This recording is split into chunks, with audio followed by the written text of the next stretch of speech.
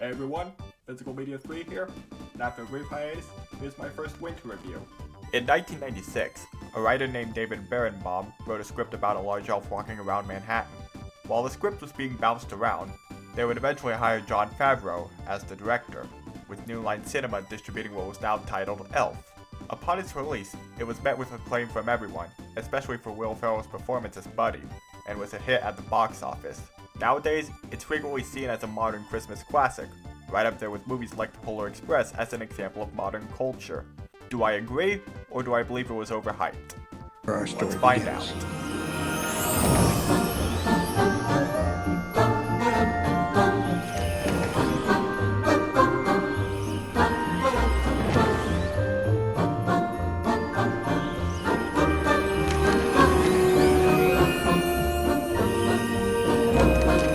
A long time ago, a man named Walter Hobbs entered a relationship with Susan Wells, though they would later break up, but not before Susan became pregnant, unbeknownst to Walter. After giving birth, she put the baby up for adoption and died shortly thereafter. Sometime later on Christmas Eve, the baby wakes up to find Santa Claus, played by Ed Asner, dropping off Christmas presents, and the baby notices a teddy bear in Santa's sack. As a result of it apparently being the very last stop on his trip, or never taking out the teddy bear, Santa unknowingly brings him back to the North Pole, only now noticing something was crawling and making noises in there, unless he fell asleep and somehow never got crushed in there.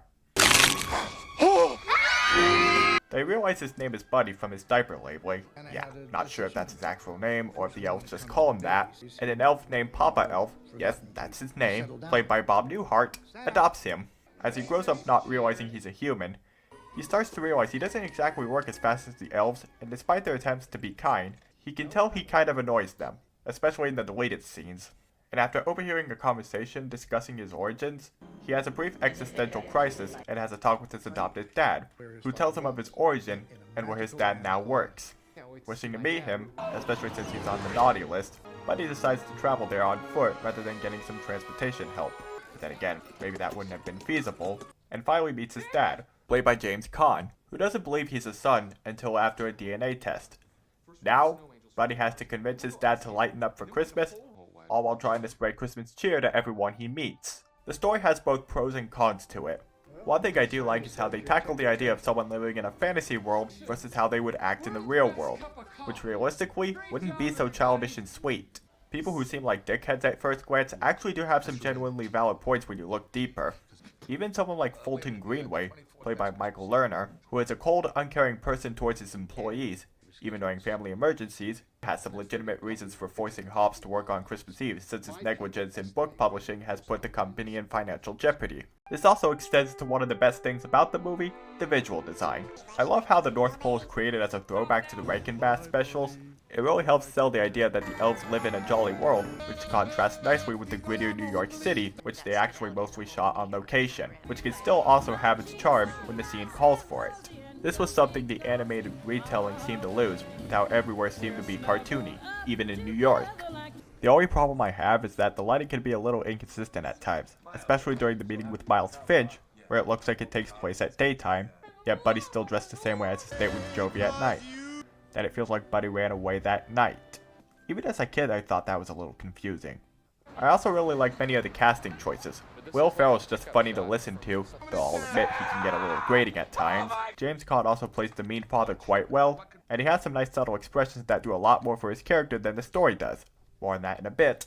And the other cast members are pretty good as well. I especially love Peter Dinklage's casting as Miles Finch, since with his deep voice, the movie hypes him up as an intimidating figure, only for him to turn out to have dwarfism, a nice little fake out, and one that still shows that he's not someone to be messed with. It also further shows the gray morality the movie seems to go for, as when Buddy barges in to announce to his dad that he's in love, he mistakes Miles for a co-worker from the North Pole. And he does genuinely sound like he's being kind. Still, it's also easy to see that from Miles' perspective, Buddy sounds condescending, and to his credit, he doesn't immediately attack Buddy. Instead, he shrugs off the first couple of insults before warning him. And I like that they cut out the comedic bits of Buddy biting in self-defense and this pretty stupid line from Miles. Nobody bites Miles Finch! Just another example of editing adding to the benefit of stories. I know how much these books mean to your kids over there, so... It's Christmas, and, what the hell? Also, is it just me, or does it look like Walter is enjoying Miles beating up his son in these cutout shots? Glad they toned it down to make it more serious, especially since it leads to Walter disowning his son afterwards, which, I gotta say, could have probably been built up better. My biggest problem with the movie is the underdevelopment of the relationship between Buddy and Walter. All it really amounts to is Buddy continuously making things worse for Walter in different ways, and it makes Walter's regret towards the end of the movie feel a little sudden.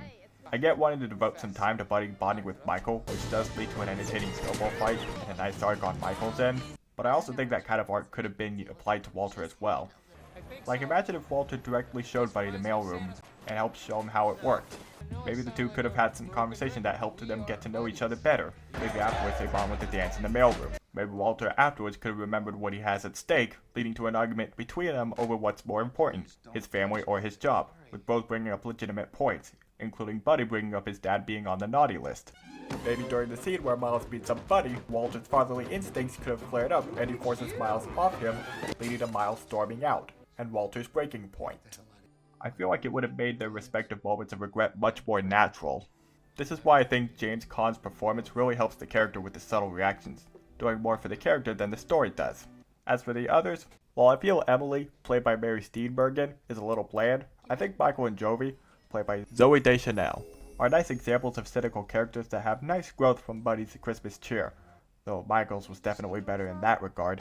And I like to think that from Ed's acting in the beginning, compared to the climax, maybe Buddy actually softened him up over the course of his life. Speaking of, the climax is very entertaining. After Michael finally calls Walter out on his lack of attention to family, Walter makes a choice that, fitting in with the movie's gray morality, has a consequence that results in Walter being fired. And as they try to find Buddy, he's all but implied to be considering suicide. Just then, Santa comes crashing down, and after some encouraging words from Saint Nick, he tries to find the engine, and reunites with Michael and Walter, and the two reconcile. Afterwards, the Central Park Rangers chase them, and the people think will allow the sleigh to fly. A nice cap on Jovi's character arc. Really entertaining with a good blend of realism with the park rangers and some action, along with some Christmas cheer from everyone. Much better than the climax in the animated film. As time passes, Walter starts his own publishing company, Buddy becomes notable in the community, embraces his family, and even starts one with Jovi, with whom they have a baby.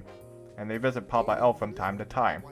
Overall, I'd say Elf is a pretty good movie. While Buddy and Walter's relationship could have been developed better, the morality they tackle here is pretty well done, with sometimes negative consequences. The casting is excellent, the music, while somewhat forgettable, is appropriately whimsical, and the set design for the North Pole and New York fits their respective contrasting worlds, and the ending is delightful. There were plans by director Jon Favreau on a potential sequel, but because Will Ferrell apparently didn't get along with him on the first film, he refused to play Buddy again.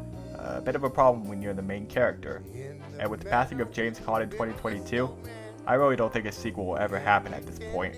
And to be honest, I really don't think there needs to be one. With the way it ends, I'm not sure what else could have been told with Buddy and the rest. I think it wrapped up Buddy's story perfectly. Ultimately, I can see why it continues to be seen as a modern Christmas classic.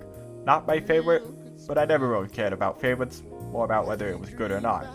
With that said, tune in next time for my second winter review, The Polar Express. Until then, Merry Christmas, and if I don't get the next review out by this year, Happy New Year. Walking in the winter wonderland.